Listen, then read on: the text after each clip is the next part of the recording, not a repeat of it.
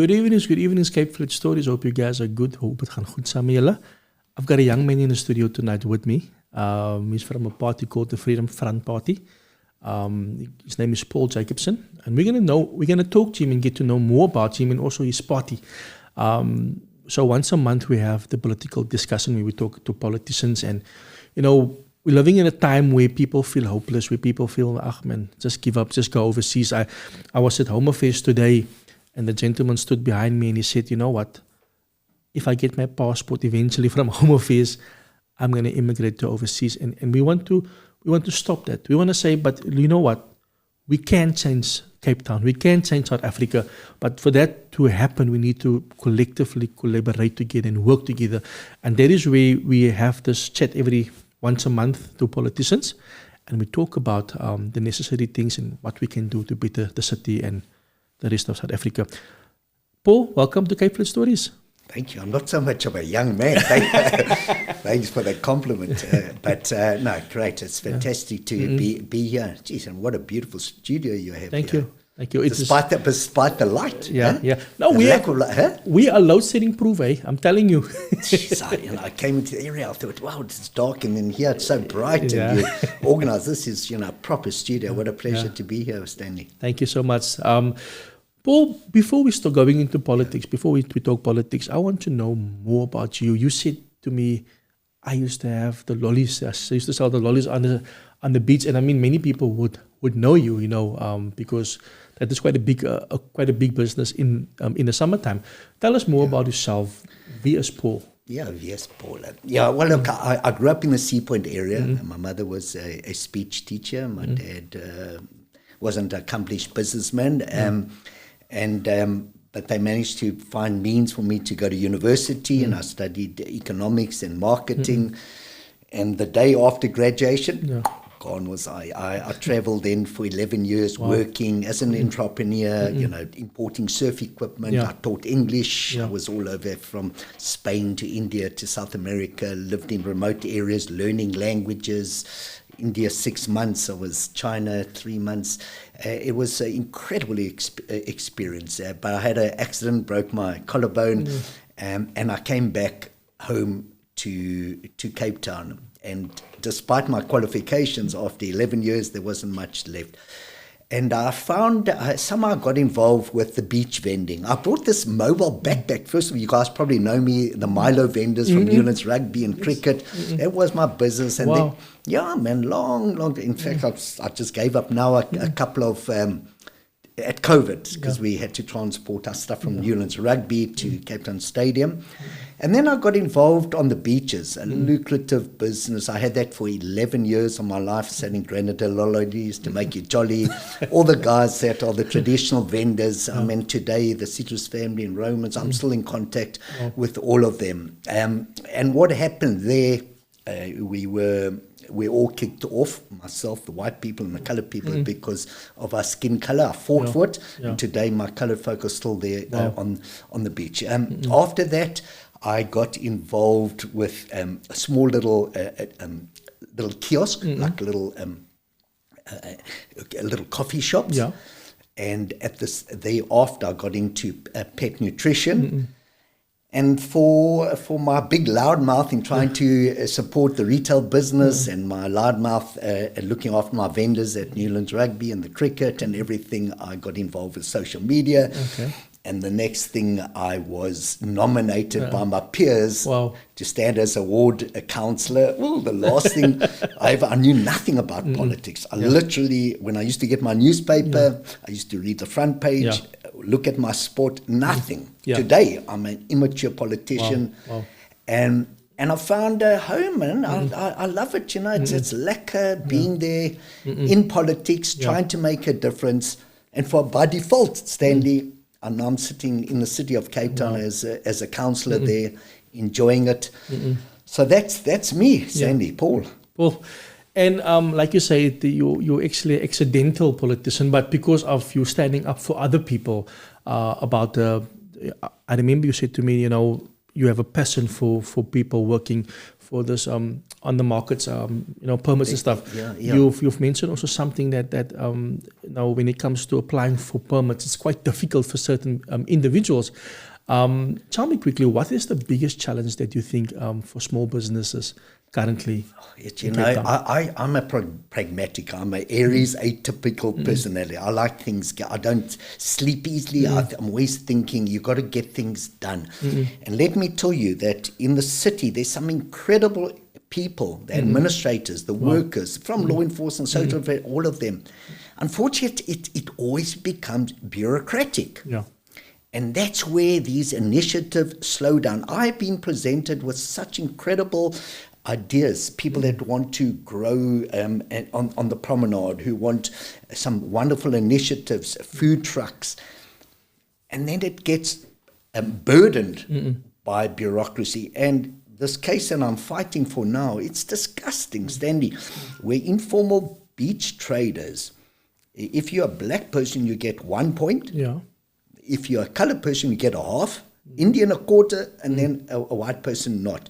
So the city have assured me they're going to eradicate that racial thing. So those are the things I'm fighting for currently. I'm fighting for the pollution into the sea. I'm chairing that. My colored folk traditionally used to go to Camps Bay and Maiden's Cove. There was no credibility or respect given to the swimmers, bathers there. 30, 40, 50 years ago, they said, no, let our coloured folk, they can swim in the sewage, it doesn't matter. They put a pipe 1.7 kilometres out, but it's right next to Maiden's Cove. So I'm fighting for that. Those are things that are attainable. But you asked the question for small business. The answer there is the bureaucracy. It's, I've just come back from India. Spent there 6 months before. What incredible country. Informal business. Lights everywhere. They don't have shopping centres. They make it happen. And they're given respect and dignity as an informal trader. We cannot grow South Africa and the Western Cape in particular if we don't acknowledge the worth and the beauty of the informal business sector. True. That's going to create economy. That's going to grow our economy. That's going to give respect and dignity to the flower seller or the guy in the market or in Belleville at the taxi rank. There's nothing wrong with being an informal business person. And like I was. And then you move into mainstream if there's that opportunity. And you've mentioned something now. A lot of people think that it's only difficult on the Cape Flats. And I know for a fact that the judge gave a report to the Premier as well as to the Mayor where the judge said himself the 28 gang has infiltrated the police system. But I want to go as far and to say that many businesses in Sea Point are also being taxed by these gangsters. I think that is one of the biggest problems. I don't know if you're aware of it, but that's one of the biggest problems in the CBD where you have these gangsters taxing the business owners, not only locally, but also in Sea Point, in Greenpoint, in Camps Bay. Gangsterism is really, or the corruption, the underworld is really dictating what's currently happening everywhere. Stanley, my work is on the streets, and my whole passion is about giving people a dignified life, and I have a lot of altercations and conflict with certain on the way that I treat our destitute on the street. I believe in a dignified way of living and getting people into a shelter facility, looking after drug rehab facilities, all of that. But what happens on the street is these poor, destitute, vulnerable people get influenced by drug dealers. And when you're on the tik and the onga, there's no going back.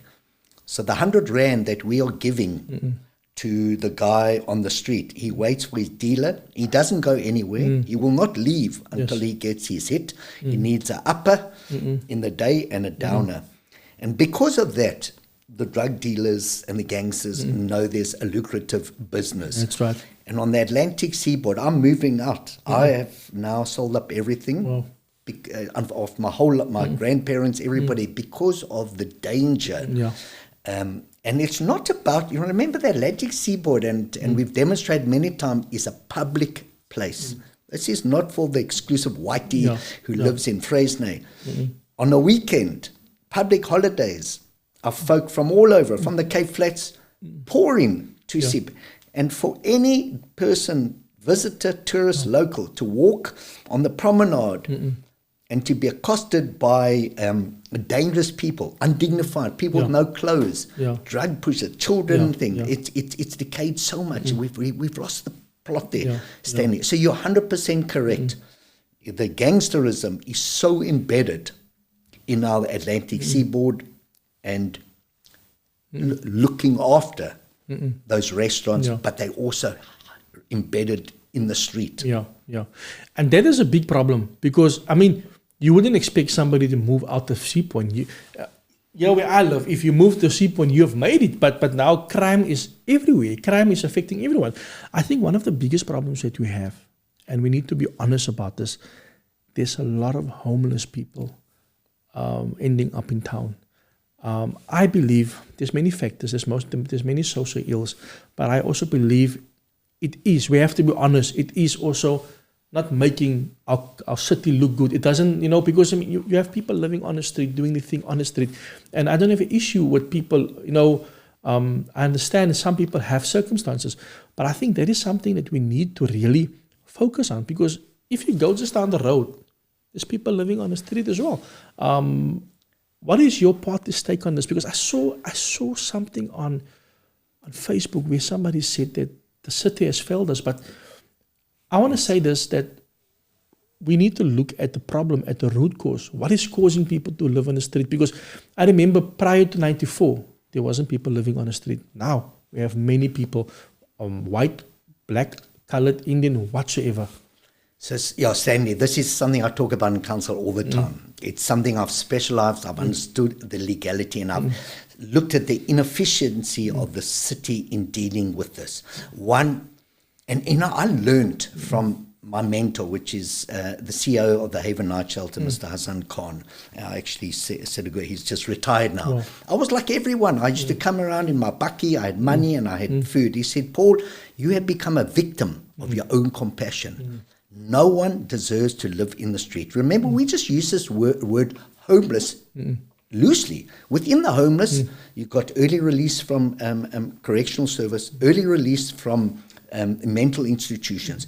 You've got people who are masquerading as homeless, but they're actually gangsters in there. That's true. Now, if we're going to make it easy for people to live on the street, and this is why, everywhere from Grassy Park Library to District 6 to Constantia to Sea Point to 10 cities to Durbanville, the people are seeing that there's an easier way rather than working. You can sit on the street, you cannot be removed because the NGOs are pushing this rhetoric and using these poor, desperate people as pawns. But what people don't realize, that under that blanket, under that sheet is a human being. They came from a mother. They cry at night. They have to live in gangs because they get clapped. They get affected by TB, by COVID, all these elements. And most people, including the politicians, mainly the politicians, use them as political pawns instead of sitting as I do. And you cry with these guys. It's heartbreaking. That's right. That these people once were businessmen, could have been, succumbed to bad times, Stanley, things you can't take it for granted that we're in a home. The next thing you're on the street.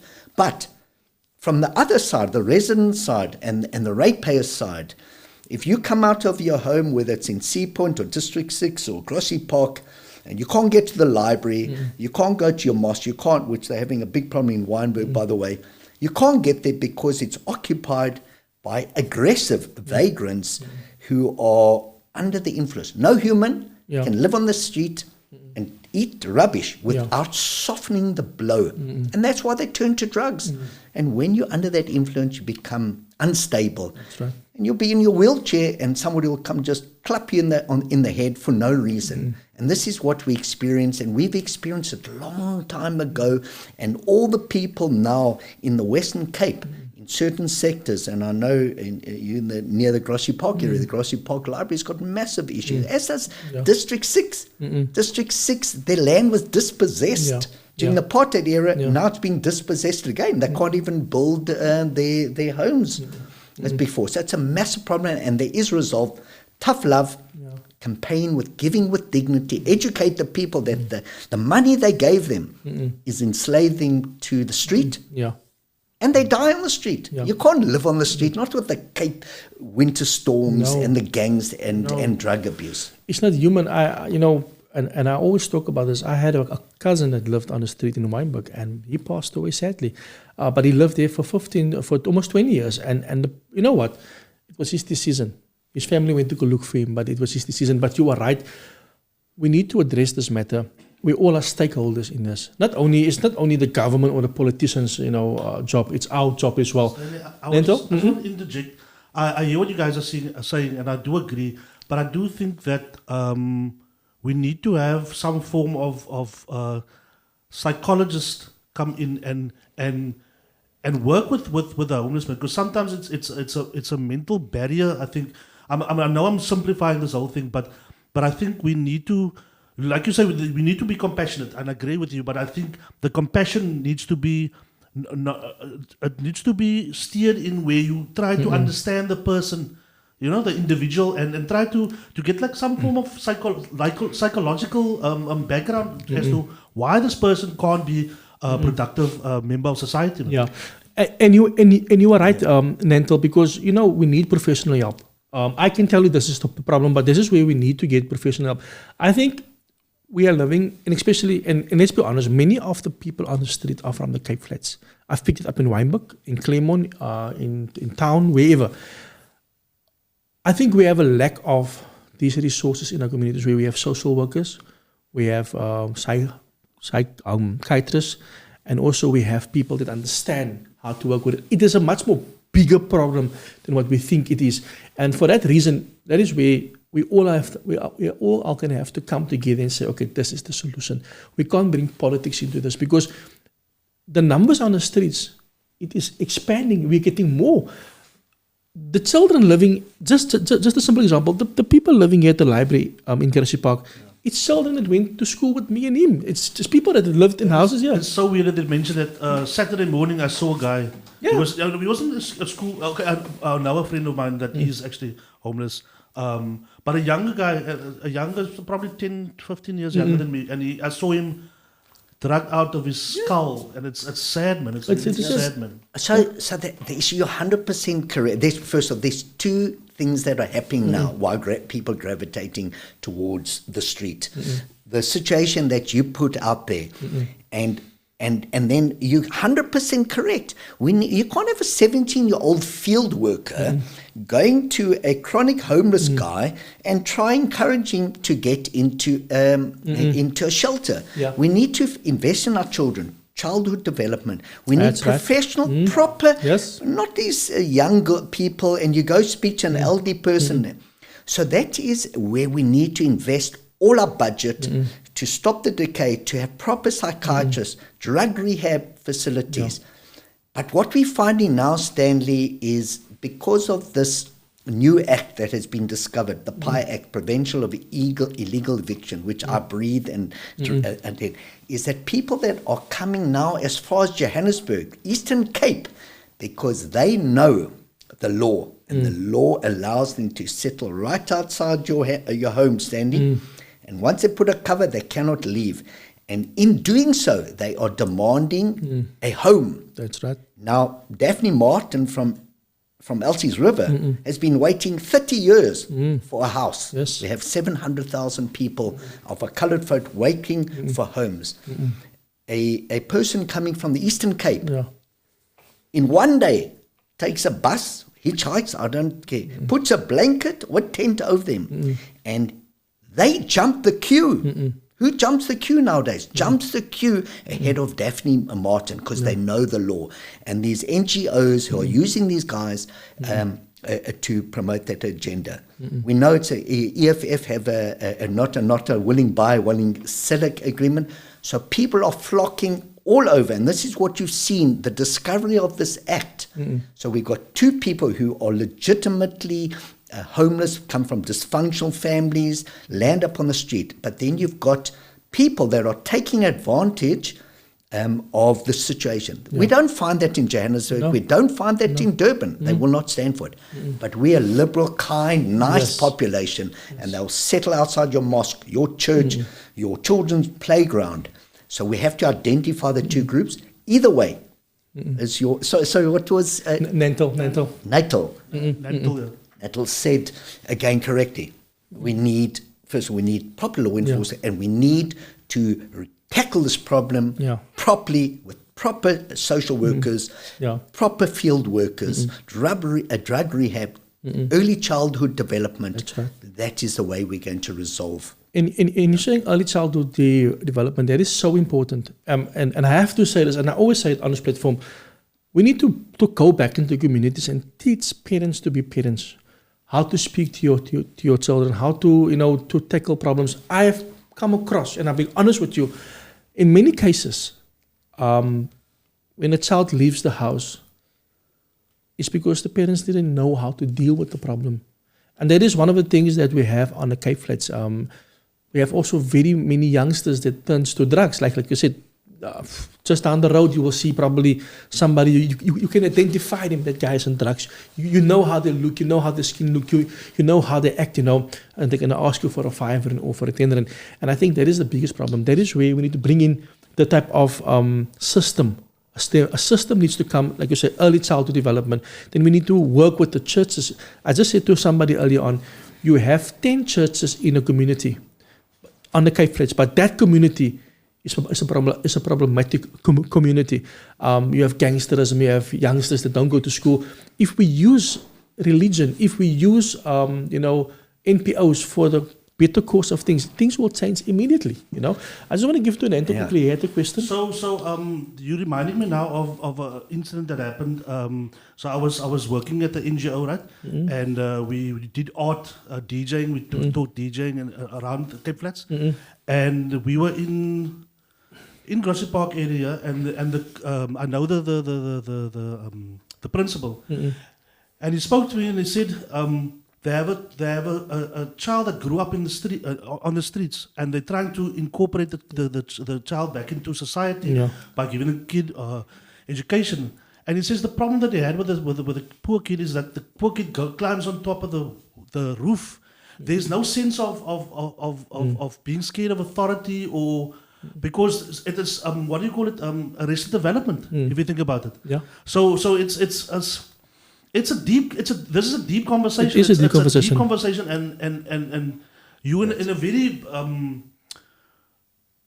fortunate position, because you try and make a change. You know what I'm saying? And I think platforms like this is important for just to let the people making the decisions know what's really happening, man, and how deep the problem really is, man. It's deep rooted. Look, I mean, you can interrogate me or ask me, not interrogate me, why I stood with this party. But we've lost the fiber of our society. Children are confused. They go to school, there's no religious study, there's no guidance. It's difficult to be a parent nowadays. It really is. The best you can do is love your children with everything, but everything is confused. When last did you see somebody standing up for a lady or helping a elderly person across the road? Who gives respect anymore for law enforcement? I mean, you see, I was seeing a law enforcement tackling someone on the ground. That's me. I ran up. Can I assist you, officer? Can you? Everybody else sat back. And then afterwards, another lady came up to say, police abuse. And he was sweating. And he said, keep quiet. That guy's just mugged someone. So we've lost. We need to speak to our churches, our mosques. We need that to instill. That's right. Family values, love, dignity, and perhaps that will resolve. But our children are lost. They go to school, and there's these LGBTQ plus agendas, and people come back male, and they say, no, you don't have to. It's a very confusing time to be a child. That's true. And they get lost, and parents try their best. I mean, it's difficult to be...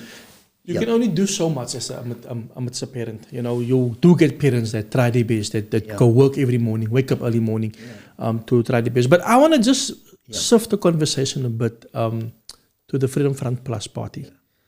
It's a brand that you believe in. It's a brand that you joined. And I see you very much stand for your brand. You stand proud for it. Tell us more about the Freedom Front and the mandate. Well, the one thing which frustrates me, and I've just got research now, is that the majority of our members are brown people. More than 50% of our membership are coloured people. When we went to election, the top 10 people, 50% were coloured people. Yeah. Our number one candidate, I don't know why it's not been advertised, is General Leonard Advocate Max. Number 3 is Peter Murray's child, Grant Murray. It's properly full of Afrikaners and coloured people, and 3 of us are English speaking. Yeah. But I was approached by many parties, and what impressed me was they said to me, every party, everyone. People like Musi wasn't here, and Herman wasn't here, but I had conversations. They said, Paul, you know your community, you go and do your job. We're not going to interfere with reason. So that was the one thing that really impressed me. Number 2 is that the language of Afrikaans, man. People are, I'm seeing my Afrikaners speak with this half English, half Afrikaans. My coloured folk used to have a brei, and it used to be spicy, lekker. Yeah. And everybody's shy. Oh, no, he speaks Afrikaans. He must be a racist. So I was I wanted to stand up for the minorities. It doesn't matter if you're Greek, Italian, Muslim, or so. If you're a minority, you should be respected, like they do in India, everyone. It's so like Western Cape, we're made up of everyone. It must be one of the most unique cities to come and celebrate. My party stands for the minority. The other thing is we are not supporters of BEE. We support proper growth, proper principle. I come from an economic background. You cannot take shortcuts. You've got to support economic structures. Those were very, very important things to me. And as I mentioned, there's no way that I'm going to stand for any party that is not racially inclusive, particularly in the Western Cape, where the majority of people here are 51% people of colour. And my party is so flavorful. We go out to Microfontein and we have this, everything's in Afrikaans. I only understand 50% of it. But we make a prayer. I have no problem. We make a prayer for a better South Africa. We make a prayer for grace. And we have to be moral, ethical. We're not allowed to lose our composure. My code of conduct. All of that touched me, resonated. It allowed me to express myself as a community activist, reinstilling the morality that we spoke about. And that was what really touched me. And I'm loving it because it's taken me out of my privileged white community in Sea Point. I'm all over the place, from District 6, and I'm at Peter Murray's senior's house. And it's full of colour, Afrikaners, coloured people. And that's representative, or should be representative. If you open your heart and you're friendly to somebody, and they come back and they're not lekker, then they're not lekker people. Everybody has this ability, and this is what I'm loving the party. It's just, it's fun every day. And what you actually said something very, very interesting now. 51% of the people in Cape Town are people of colour. I think that is where a lot of colour folk are frustrated. The majority of voters are the ones that currently have a lack of schooling. They're the ones that have the lack of jobs in Cape Town. They're the ones, sitting at the end and receiving the crumbs from the table.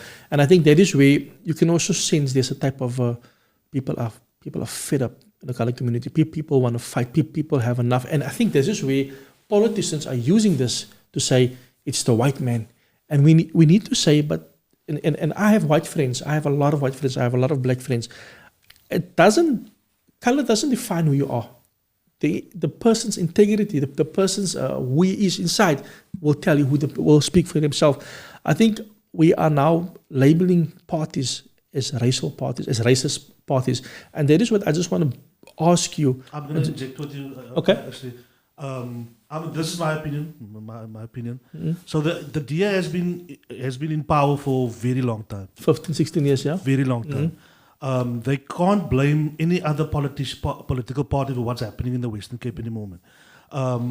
They have perpetuated a system where we have on the Atlantic seaboard, we have a certain, like you said, privileged. We have privileged people there. You have Constantia, and I think we should be, if we're going to have an honest conversation, we should call the DA a bit racist, man. Because I'm going to call them for what it is, man. Because it's the proof is in the pudding, man. The proof is in the pudding, man. You need to look at businesses.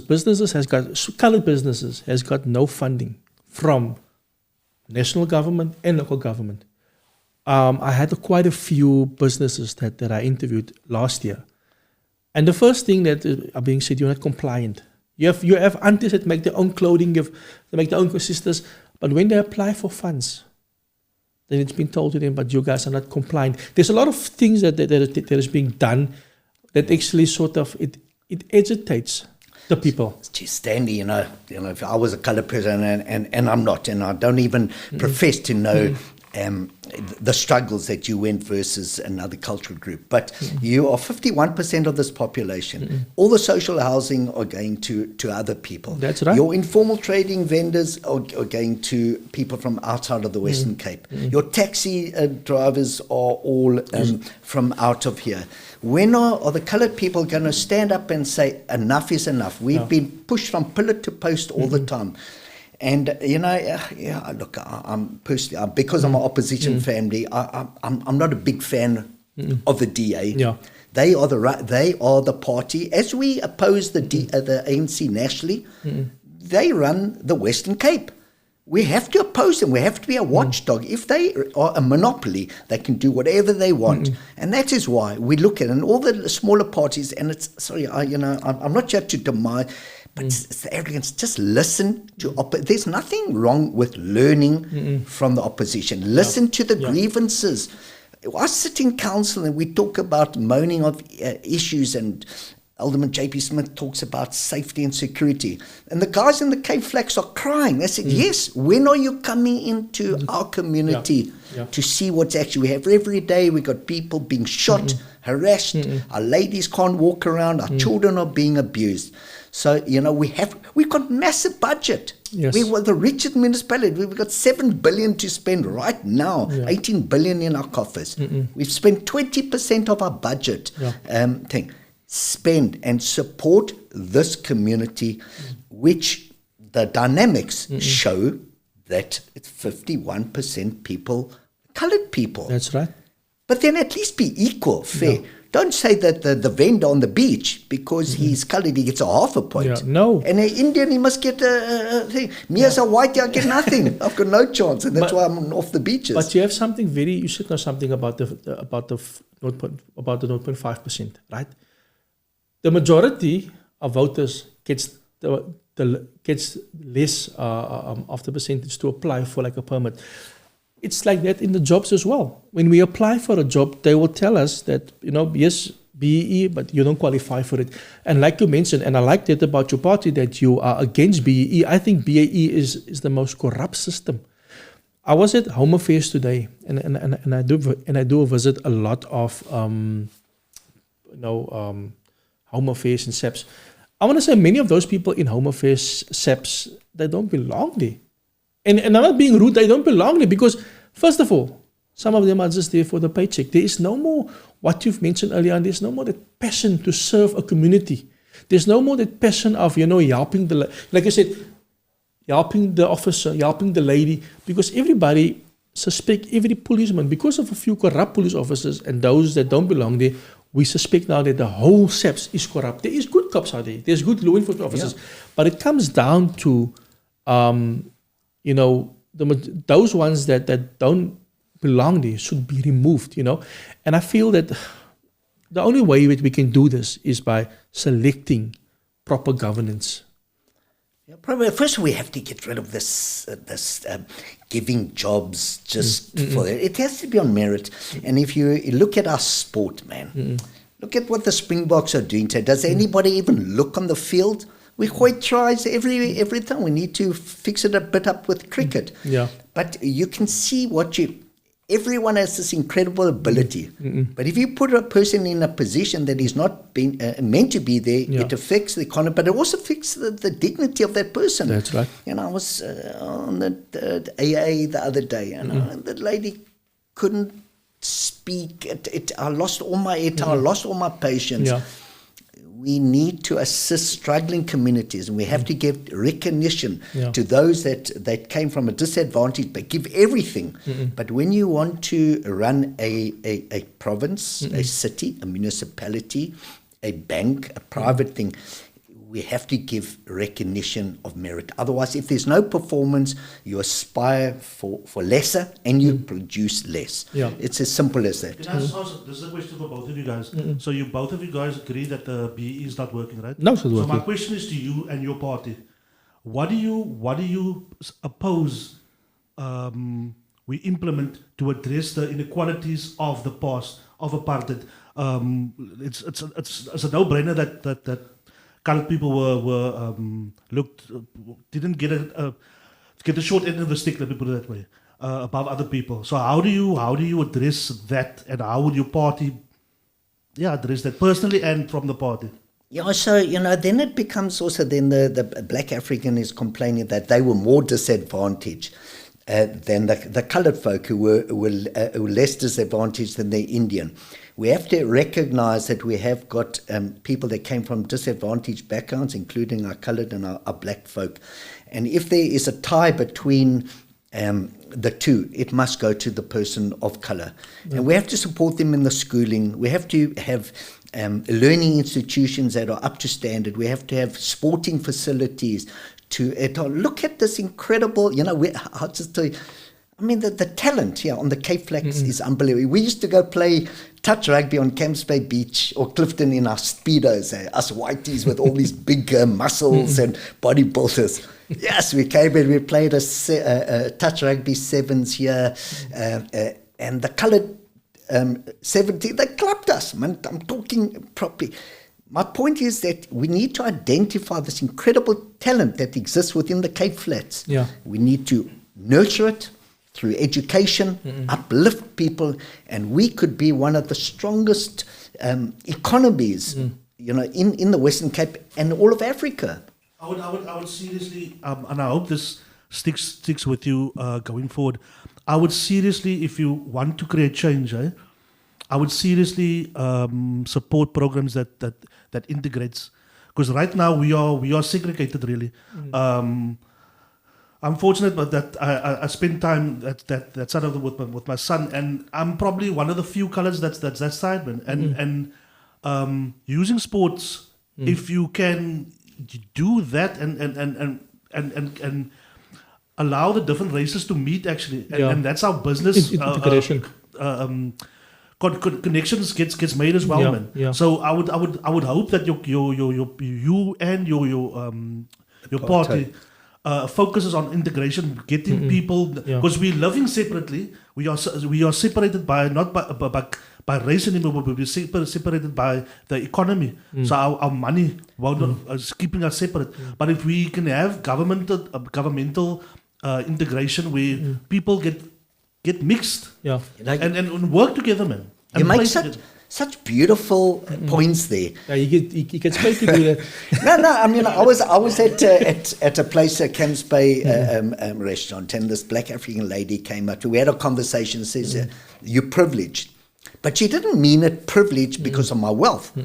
We just as cold white Germanic people, we are not friendly like our black African or our colored people. So she thought you come from a position of privilege. The problem with us is we do not know how to interact with different cultural groups. We're not well traveled.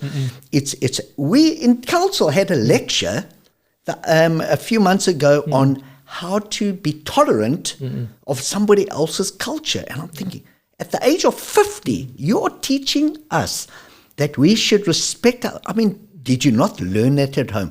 No. But the point is, absolutely, if you lacquer, if you reach out, and you can see I talk to everyone, because I go to Athlone, I go to my bunny child there, and everybody is nice, when you're nice back to them. And we've got such flavor. But your point is we have to think of those ways. How do we bring people from the flats? They come to Sea Point, but there's no way of engaging. They visit Sea Point. But I also think that when that comes to us, do we want to get to know Paul? Do we want to get to know the other people? When I finished school, I went to go study. Now I come from the Cape Flats. I have very seldom act with white people. And then I went to go study and I finished, and then I went to go work. And then the company that I work for is full of white people. And because I was always told the story of, and it goes back to the homes, where my father said to me, if you buy a second-hand car, buy it from a white guy, which in the first place was incorrect. It was incorrect information that he gave to me. And, we were always told these things, and our uncles and aunties, that don't talk to white people. They are better than us. And also, black people, you are above them. And let's be honest, let's call a spade a spade. And I think for us to connect, like you mentioned now. The legacy of apartheid, really. Yes. Separate. Separate, yeah. What's it? Yeah. Because apartheid has been going on for many years. The term has been removed, but it is still operating. Until we break that of where, I say, but Rob is a nice guy. Rob, how are you? Let's braai over the weekend. We need to break the boundaries. Because at the moment now, what's happening is politicians are using the legacy of apartheid to win votes, to dominate people. But if we are sincere and we are, want to connect with people, we are going to have to start at our homes. I need to teach my kids, it's fine to speak to white people. It's fine to speak to black people. We all are equal. The inequality started when there was 3 types of people. White, colored, black, and for Indian. There was no type of people. We all were one type of people. So we need to break that. Stanley, look, I've got a bit of different because first of all, like my children, they all have coloured Muslim friends. They break their Eid at my home. My son from the junior school, his black African friends, they sleep. They don't see the children shouldn't. Yeah. Well, I suppose the parents have to get educated. But now that I'm exposed in council, sub-council, people here, I don't see that. I see the Boer and the Afrikaner speaking this language, saying grace together, holding hands, and I see absolutely no friction. I've got to be honest, it's a difficulty for me with the black African. Maybe my language is different, the mentality. There is a bit of a struggle there. But with my colored community, well, I grew up in the informal business sector. I speak to Vinner, Smiley, Mervyn, all the guys out there. So I'm used to it. But what I've seen now, and maybe it's representative of the dynamics of our party, is everybody's lekker. Ascension Day, they're having braais and partying it. Even in council, I said, come guys, what a privilege if my guys from Khayelitsha could come to my house in Sea Point and we could have a braai. And, I didn't get that much attention. It was my first speech that I made to people. And I said, what an honor to sit here with you all. But it wasn't that well received, but I was new. Now I've got a big back in council. And it's, I don't. I think from how I saw it, I think people's guard is up, man. I can tell you a little story. When in 2014 I went over to the United States, and we were a group, Black Noise, and we had handlers that take us whatever. It was a white lady, and we had a conversation about racism in America and all that stuff, and the police and all that stuff. And I told them and I just realized, and I told them, my guard isn't up when it comes to her, and she's a white lady. The minute we got on the plane, there was white people on the plane, and immediately they did some stuff that made us feel lesser than. Like, what are you gangsters doing in the United States? So I'm to be honest. Immediately I told my friend, there, my guard is up. I'm not even at home, but the white South Africans in America is making me feel like I'm lesser than. So I think, getting back to your point, is I think when you say you can't relate to the black, maybe black people, which I don't have a problem with really, it's everybody's guard is up, man, because of our history, and I think we're not honest about the trauma that the country went through, man. because of the reconciliation thing that we went through, it was just let's brush it up under the carpet, really. But that didn't include us. The reconciliation process didn't include us. It only included a certain type of people. Like you only had, what's his name, Tutu. Only a few of them. The reconciliation program should have happened in the schools. It should have happened in the church. Broader. If they did that, because I'm still very much upset with the apartheid government. Yeah. Many of us. And I think we didn't get over it. But the way, like what you mentioned. It's our generation, man. It's generation. But what is mentioned now. Generation don't have it. Where was I? I was somewhere over the weekend. And me and my two friends were standing and we were waiting for our food. And two black guys come. And my friend said, hey, just be careful. I'm like, but no, man, why are you doing this? These guys look decent, but because, racism is in every race. That's true. It's in every race. Later on that evening, we went to another place. We went, and they were treating us the same. People were hiding their bags. So I saw them. Can you guys see?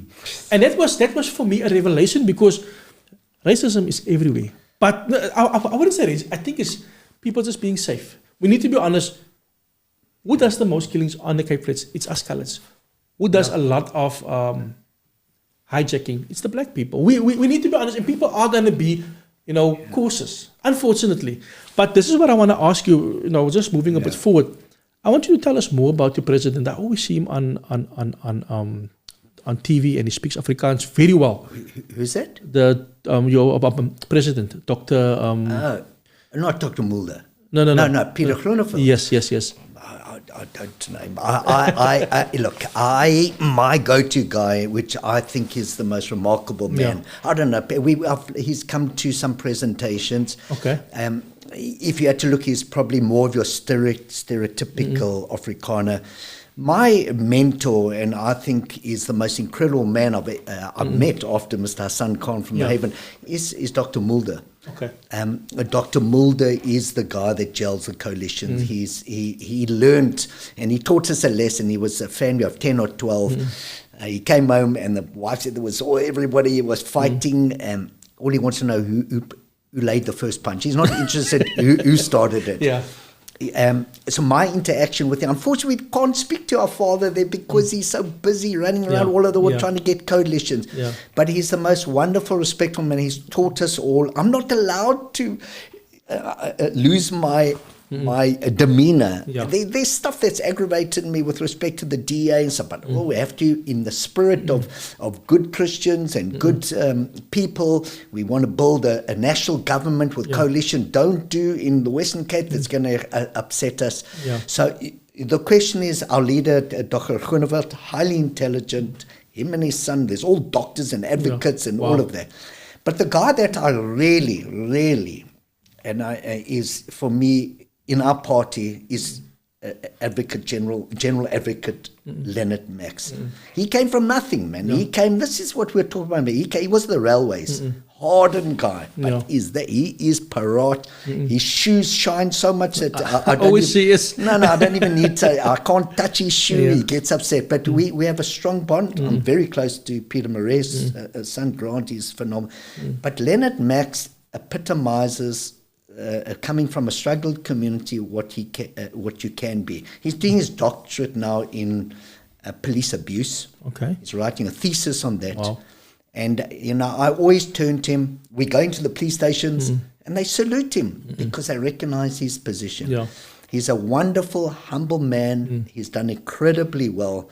I can't give him a hug. I can hug Grant, but I think Leonard doesn't like his shoes. No, you've never seen a guy that's impeccably dressed like this. Always. So those are the guys that I interact more with. We meet once a month. I speak to Grant. I spoke to Leonard earlier. I would say we become friends. You were talking. We swap homes. We go there. We have lekker braais. Nice. Leonard tried to teach him a lesson on braaiing. He came with a certificate. I said, no, but I've been doing this long. So maybe it's my personality, because I love people. As I said, I lived 11 years in remote areas and learning languages. I love people. But I really believe, as our friend here said, Natal, that if we can have systems where we can start bringing our communities closer, and I didn't mean disrespect of Black Africa, I'm just saying because of language. With my coloured folk, I feel completely at home. Black, it's a cultural difference. Not to say that there's something wrong. But can I tell you the difference with me again? I was fortunate enough to fall in love with hip-hop. And hip-hop actually, it's from different races on the Cape Flats. And in the 90s, we went on a youth, ANC youth thing to Robben Island. Blacks, whites, there was still one or two white people, but that God for that colored people have when it comes to different races or blacks, I actually lost it there, man. Yeah. And I said, no, but you're cool. Just like a woman. You Yeah. know what I'm saying? Yeah. So again, we have to use sports like Madiba did. Yes. We have to use sports. We have to use music, especially music.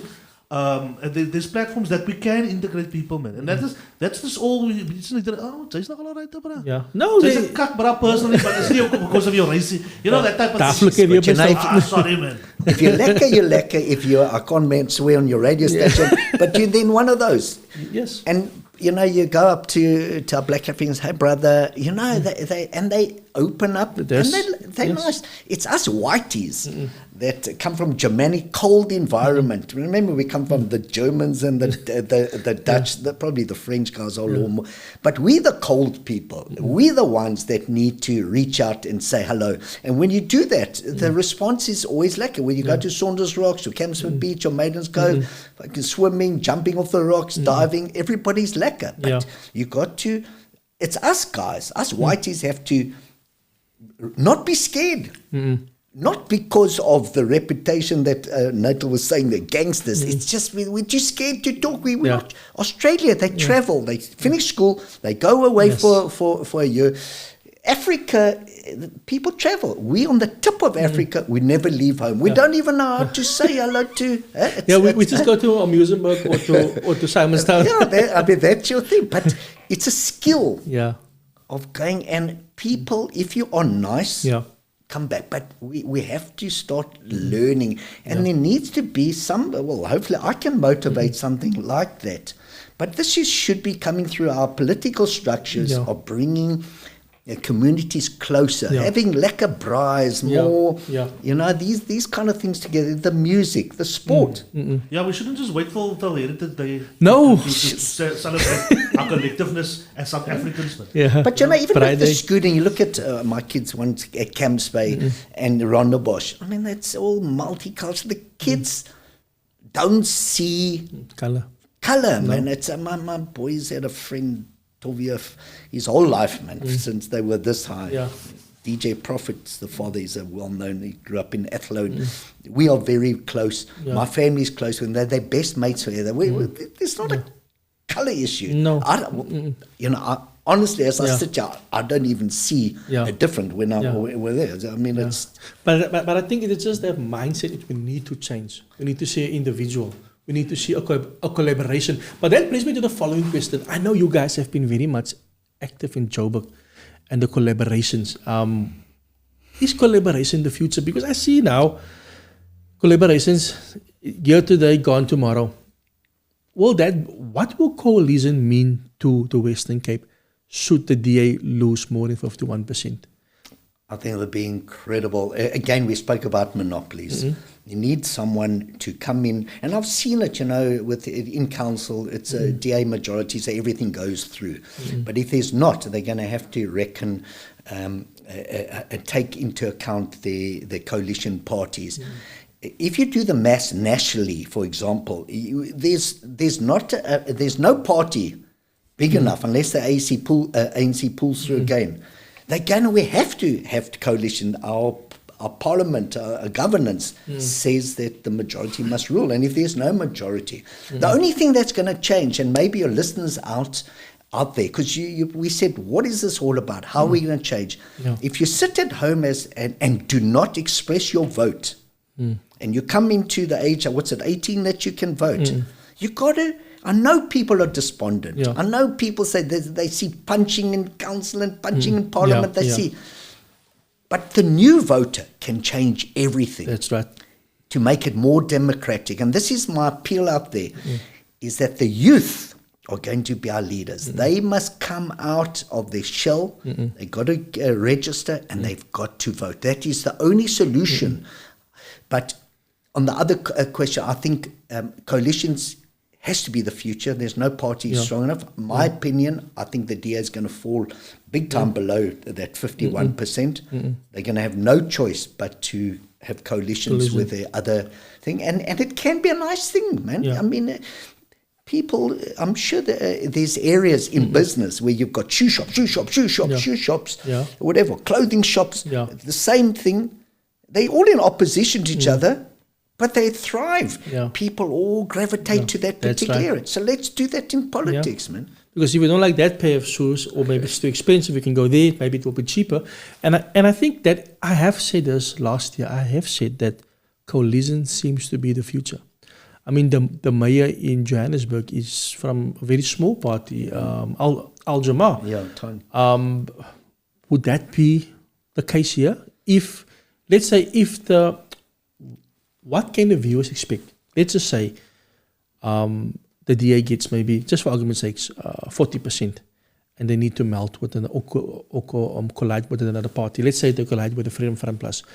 What can they expect? What can people expect? What is going to change? What is the things that people should look out for? Because like I seen in Joburg, people are fighting. It is rougher and again. What can we expect here the first day of Parliament if the two parties should collide?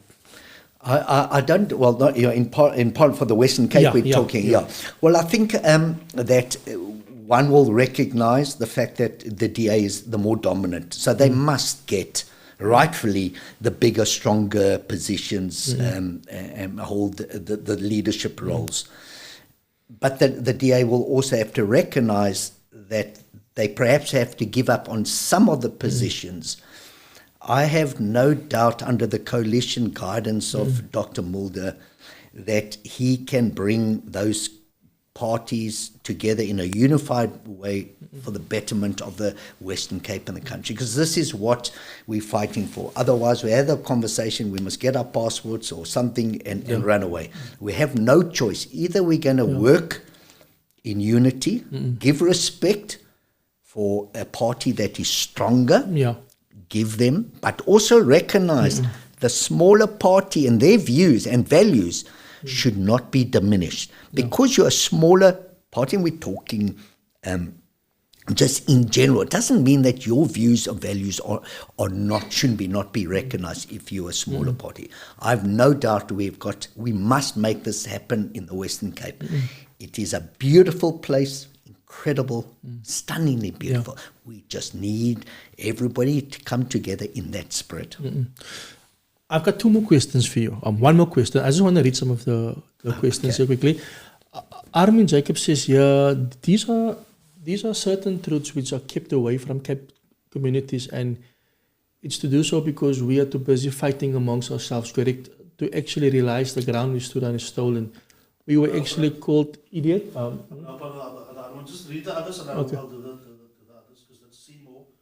Okay. Angelica Jadespera says, well, let's be honest, South Africa media at the moment, not all, but most are not very great at their role or function. Ethics are questionable at times. The city likes to post online media posts on Facebook, and councillors likes to post on there, okay? And then Ezra says, the city has definitely failed us, but according to the media, it's the best run city in the whole world of South Africa. Megan says, hi Stan, thank you for the interesting topics. Do you want to read further quickly? Yeah, I think I opened the wrong one. Okay. That's fine. Okay. This one, there we go. We're busy fighting amongst ourselves. Actually, we are actually called idiots. That can't be leaders. Hence the reason why bursaries and jobs opportunity goes past us. Facebook and councillors like to post on their Facebook pages, but truly pics and posts without actual results equals nonsense, not truth in my opinion.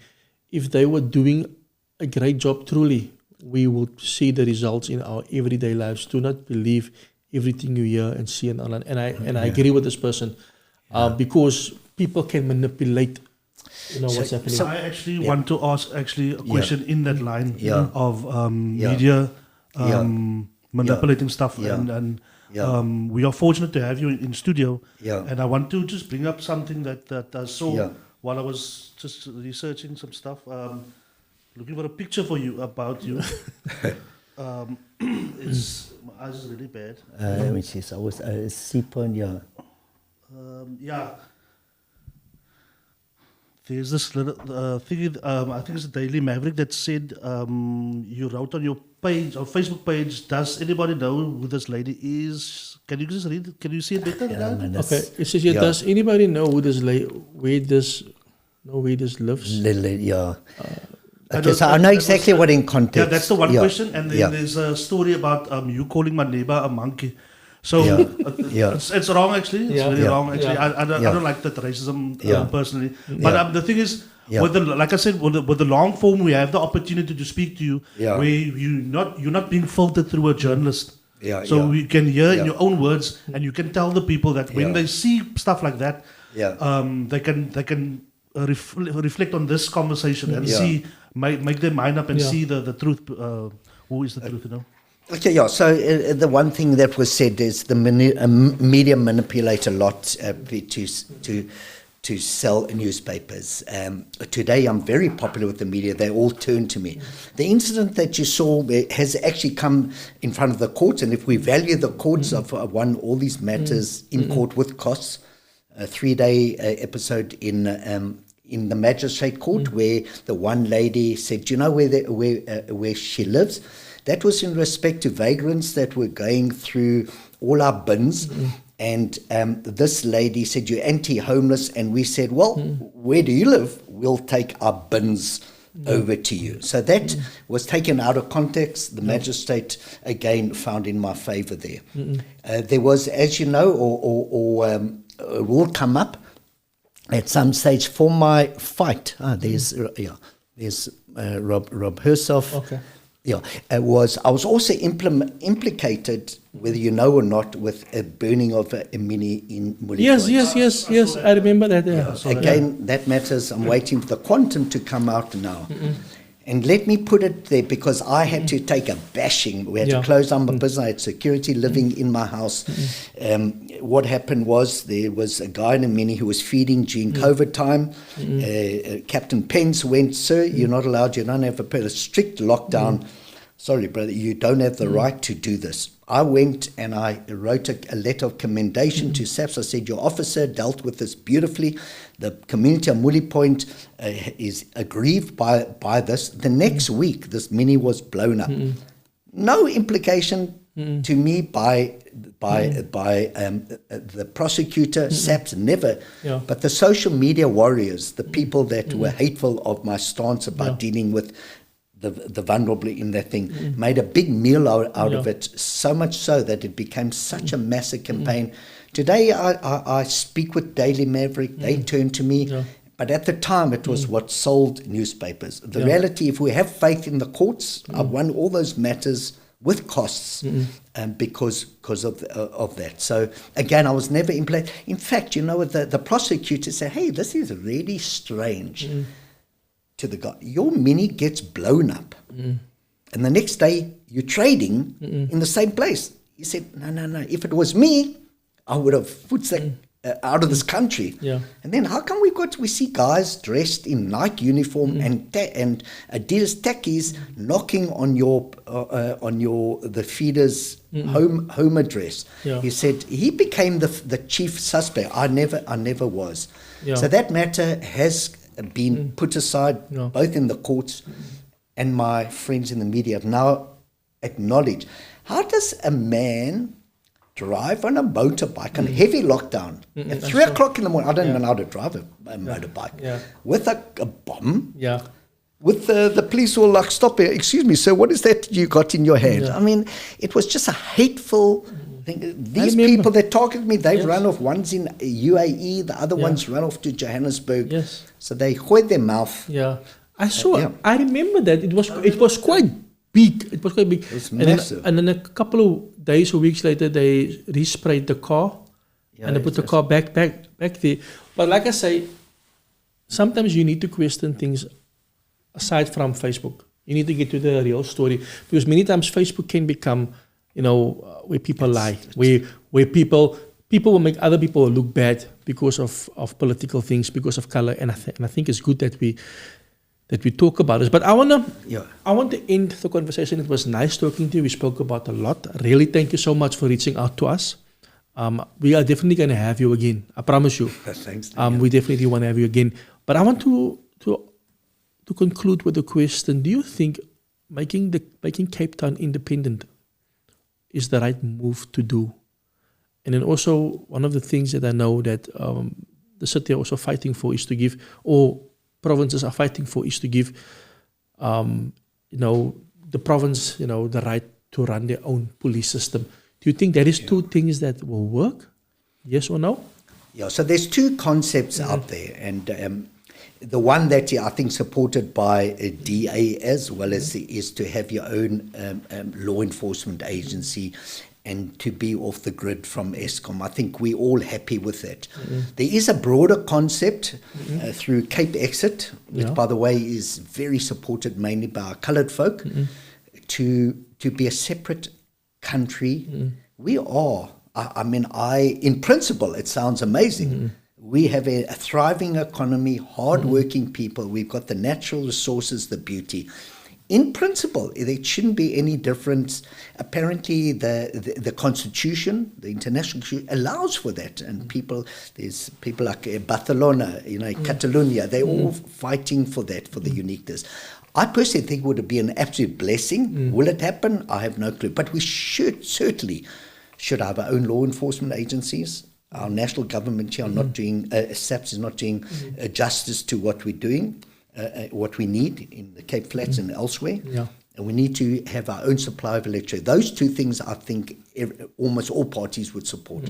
The broader picture of an independent Cape Town could be an incredible dream. Yeah. I'm not sure if it's attainable. The intellectual behind that believe it is a possibility.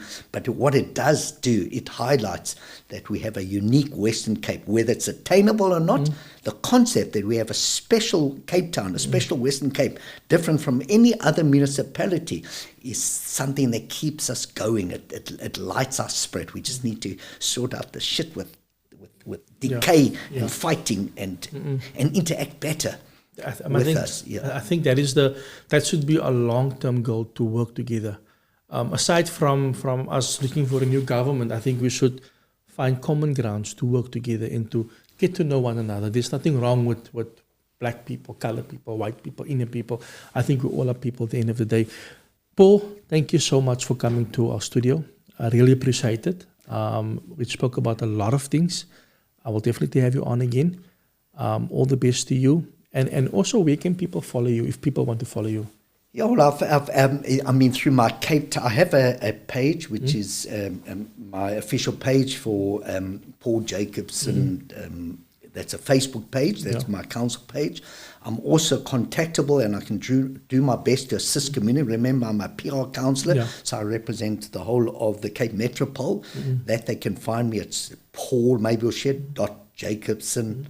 At capetown.gov.za. Okay. My sub-council is the Belleville area, so I should be spending more time. But I have a Facebook page that I engage with regularly, and I feed all the political stuff, which I believe, which is my spirit, is always to be honest, truthful, transparent. And if you make mistakes, as we all do, we say, sorry, we can do better. Nothing wrong with saying, we made a mistake, we can do better. You saw that. I think sometimes we have to admit when we're wrong. And we need to also advise ourselves, we were wrong there, but let's try this. Because at the end of the day, you have children, I have children, you have children. We're not going to be here forever. So what we're building now is going to be a legacy. But I just want to go back there. That lady looks very familiar. Helen Zille. Leek Zille wants to... 6 years ago. So that's, just shared. With the ANC. Do you think that the ANC, I've lost all faith in the ANC. I think if they're going to collide, it has to be somebody else. Because if they're going to collide with the ANC, I think the ANC at the moment is the second biggest party according to the last stats. Yeah. But I don't think that the ANC should be in government. That is my honest opinion. Yeah, well, look, I mean, there's this whole fight here at the moment, with what's happening in Johannesburg. You have one version coming from the DA, Helen Zille, versus Gator McKenzie Action SA, our party, ACDP, everyone, just based on the majority. And Helen Zille wasn't even present at those meetings. So I just based on the majority, 4 versus 1 version, plus the honesty that comes from ACDP, certainly I have to find in favour of Herman Mashaba's stance, what went down, and this has also been leaked. We have to try work in unity. We have to be honest. We have to be transparent. With respect to Gator McKenzie, he's a big personality. I like him a lot, and I think he's not the kind of guy that you're going to bully and say he must distance himself from ANC or else.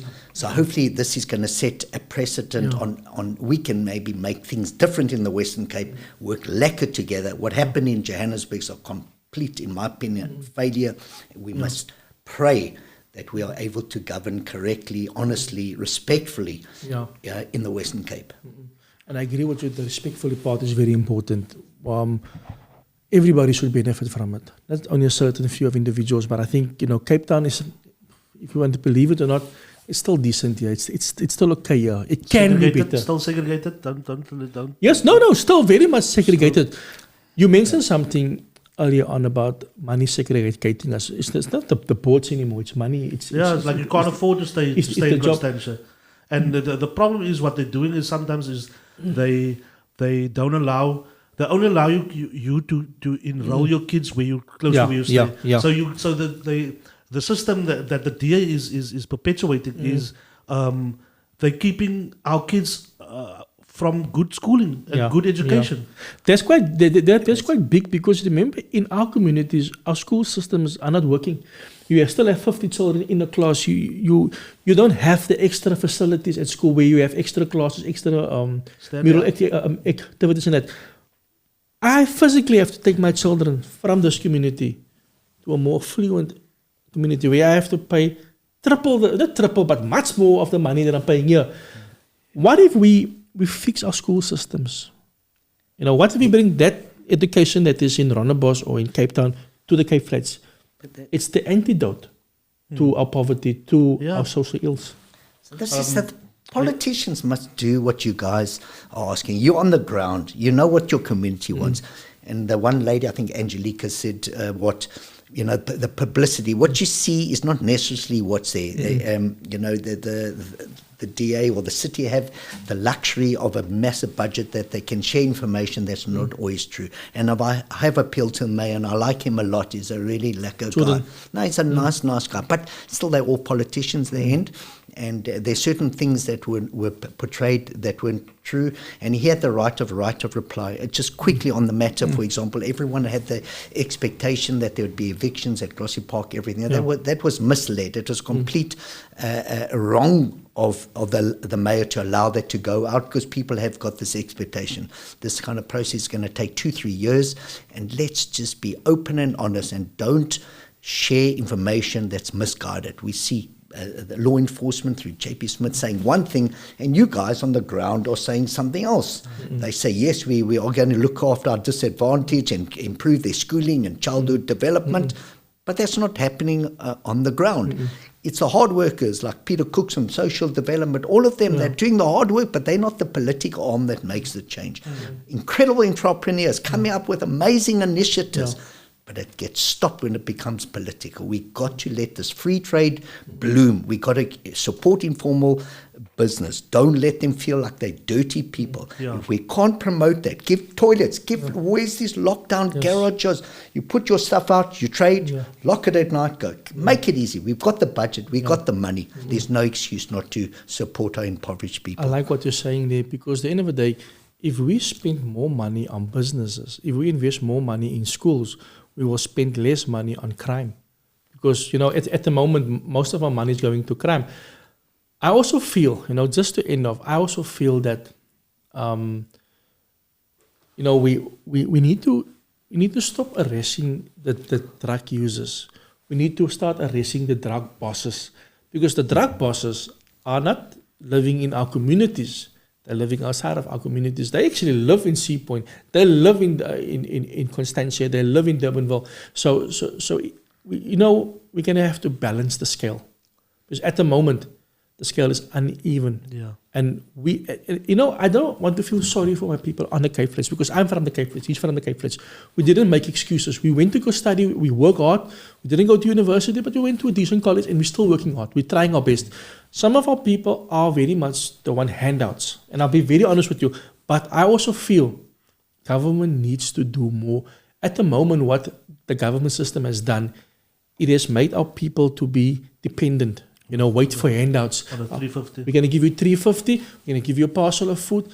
These people don't know their worth anymore, because government has turned them into beggars. Yes, you're living in a squatter camp. You are living and I'm not saying all of them. Some people are genuinely hardworking people, but I think government need to stop making people feel sorry for themselves. Paul, can I just, thank you so much. Before the last thing I just want to say. This is a compliment that we're still chatting about. Yeah. Thanks for coming to the podcast on his platform. Thank you so much. Thanks for allowing us to go in a deep conversation, because I think this is the most deepest political one that we actually had, and difficult questions was asked, and it's good that you confronted it and without being confrontational. And just on the ending of, I have no doubt that on weekends and everything, your community here is full of vibrance and love and interacting. We don't have that in cold community. So on the positive, there's so much to work on the flavor, and you probably sit and your kids can ride a bike and you engage with your neighbor and you talk. That is a beautiful thing. We don't have that where we are. Yeah. Maybe we're going to swap. You come stay by me, you'll be shocked at and I'll come in this lekker community. But I think every community, what we need to remember is every community have their challenges. Irrespective of where you live, where you are, I think we have our challenges. But I think as South Africans, we need to come out of that shell. We live in the same country, we live in the same neighborhood. Once I was also like that. I lived in my house, I didn't worry about other people. Until they broke into my house and they stole my car and my furniture. The neighbor opposite the road became my best friend. And we were friends for life, for a long time. Till I figured out that you are the brother of East Jacobs, the politician. So we became very good friends, irrespective of who his brother is. And I think we need to start, stop locking ourselves behind doors and start the reconciliation process. Speaking to people, letting people know you are. Some people won't accept you, but that's fine. But the more we reach out, myself and you and others, and we are engaged like this type of topics, the hardcore topics, things will get better. And let's just start with a molo. Yeah. Or mora. Yeah. It goes a long way. Yes. I think that is a good start, mora. And baie dankie. Baie dankie. In Kosi. People love it. Yeah. Just make that effort. That's true. Paul, thank you so much. We're going to talk. It's now over time, but I am going to have something again later this year. I'll definitely invite you in your party because we're going towards 2024. And we need to tell our people it's okay to dream. It's okay to stand up. It's okay to believe. If we stand together, we can change the circumstances or the landscape of this country. Thank you so much, Paul. Thank you. And we look forward to having you again. It's been a pleasure. Thanks very much, Thank you so much. Thank you. Cheers. Ladies and gentlemen, that was Paul Jacobson from the Freedom Front Party. You guys can follow him. His page is on the screen. And also, you know what? It's also important for us, to have these conversations. But with respect. Ons was so beskof vanaand with respect. This is questions that we need to answer, to ask, and questions that we need to get the next person's, perception or idea or what they think about it. So from my side, I want to say thank you so much, and we'll be back. I just want to say one last thing. Hey, I just hope that the Freedom Front Plus is not going to do to the colored people what the DA has done. And the ANC. And the ANC, yeah. But more importantly, the DA, because the DA is in charge of the Western Cape, not the ANC. I think there's a lot of people, there's a lot of people that dislikes the DA, but they are to blame for this. Yeah. Over the last 15, 16 years, things has not changed on the Cape Flats.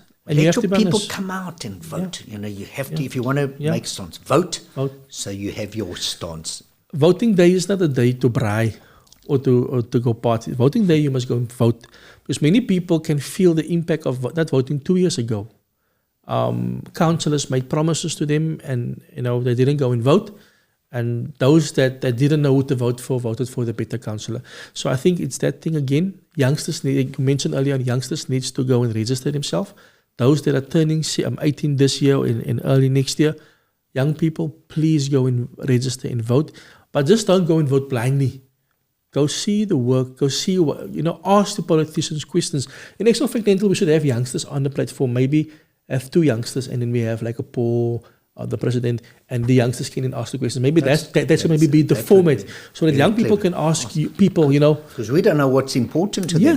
And they're the future. Yes. We're getting old quickly. Yeah. It's the youngsters that have got pertinent questions, and maybe we don't understand. They've got maybe a different issue to what we're saying. Definitely. So I think that would be an absolute pleasure. You get the youngsters. I have a youth podcast here that I can actually integrate. You bring them in, and then they can ask questions.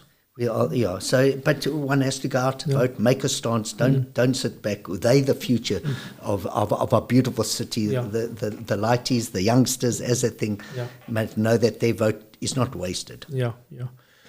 And there you have it. It's now forward. There's now time for change. It's now time to vote. Make the right mark. And if the next government fails us, we vote for a new government until we find people that can lead this beautiful people of the city, of the country. Guys, have an awesome evening and stay blessed. Cheers. Paul.